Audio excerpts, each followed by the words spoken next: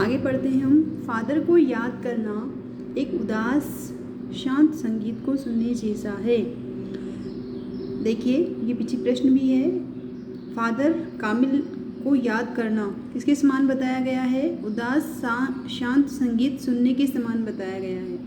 क्यों बताया गया है? क्योंकि फादर की जब भी याद आती है, उनकी स्मृति आती है, तो मन क्या हो जाता है? उदास हो जाता है, या उदासी चारों तरफ घिर जाती है। शांत संगीत को सुनने जैसा है। अब शांत, उनका स्वभाव कैसा था? शांत स्वरूप वाले थे, तो शांत स्वरूप को, उनके शांत स्वरूप को याद करते ही ऐसा लगता है जैसे मनोरम संगीत, शांत संगीत सुन लिया हो। ठीक है। उनको देखना करुणा के निर्मल जल में स्नान करने जैसा था। यानी उनको देखते ही मन क्या हो जाता है? जल के जैसे निर्मल, पवित्र हो जाता है। जैसे निर्मल जल में स्नान कर लिया हो, वैसे ही उनके दर्शन से मन भी क्या हो जाता है? पवित्र हो जाता है। हृदय एकदम पवित्र हो जाता है, वातावरण एकदम पवित्र हो जाता है। और उनसे बात करना कर्म के संकल्प से भरना था। यानी जिस प्रकार वे कर्मठ कर्मशील थे, उसी प्रकार उनसे जब बात करते थे तो बात करने वाला व्यक्ति कर्मठ या कर्मशील, कर्म का संकल्प ले लेता था। ठीक है। मुझे परिमल के वे दिन याद है। परिमल, देखिए परिमल क्या है?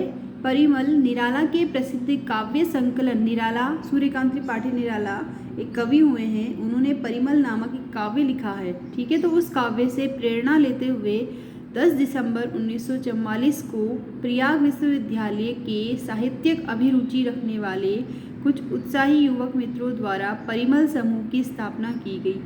यानी जो साहित्य में रुचि रखते हैं, साहित्यिक अभिरुचि वाले हैं, उन्होंने परिमल नामक संस्था की स्थापना की।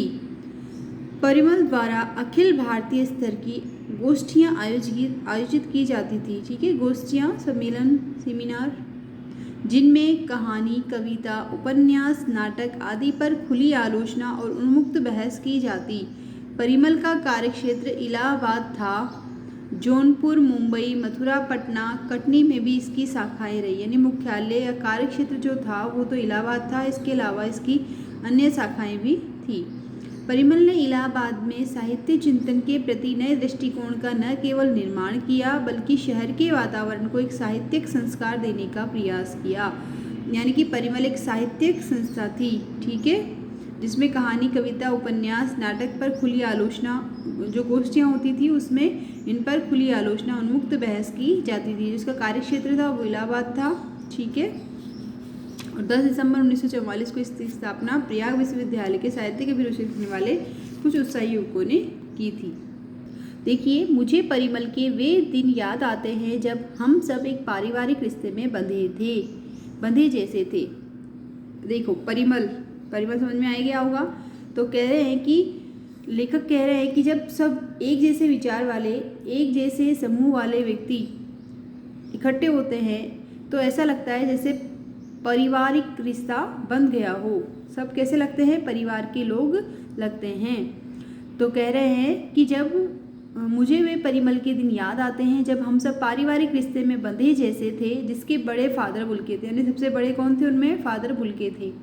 हमारे हंसी मजाक में वह निर्लिप्त शामिल रहते, हमारी गोष्ठियों में गंभीर बहस करते, हमारी रचनाओं पर बेबाक राय और सुझाव देते, और हमारे घरों कि किसी भी उत्सव और संस्कार में वह बड़े भाई पुरोहित जैसे खड़े हो हमें अपने आशीषों से भर देते।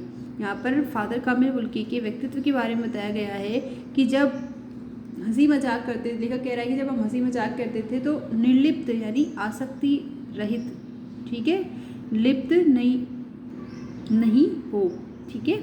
तो हंसी मजाक में भी भाग लेते थे, और जब गोष्ठियाँ होती थी, सम्मेलन होते थे, तो उसमें क्या करते थे? गंभीर विषयों पर बहस भी करते थे। और जब हमारी रचनाएं प्रस्तुत की जाती थी तो उन पर राय सुझाव भी देते थे।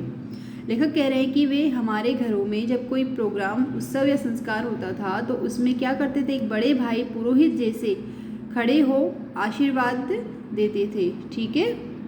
लेखक कह रहा है कि मुझे अपना बच्चा और फादर का उसके मुख में पहली बार अन्न डालना याद आता है। यानी जब बच्चे का अन्न प्राशन संस्कार किया जाता है, पहली बार जब बच्चे के मुख में अन्न डाला जाता है, तो लेखक कह रहा है कि यह काम कि बच्चे के मुख में पहली बार अन्न डालने का काम किसने किया था? फादर कामिल बुल्के ने किया था।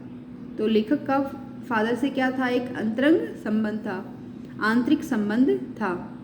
और नीली आंखों की चमक में तैरता वात्सल्य, यानी उनकी नीली आंखें थी, हमने पढ़ा है। नीली आंखों में क्या तैर रहा था? वात्सल्य, प्रेम। ठीक है। जैसे किसी ऊंचाई पर देवदारू की छाया में खड़े हो। देवदार एक वृक्ष है, बहुत ऊंचाई या बहुत ऊंचा होता है, घनेदार वृक्ष होता है। तो ऐसा लग रहा था जैसे हम किसी देवदार की छाया में खड़े हो। क्या देखकर? उनका वात्सल्य, उनका प्रेम, उनका अपनत्व, उनका आत्मीयता भरा व्यवहार देखकर हमें ऐसा लगता था।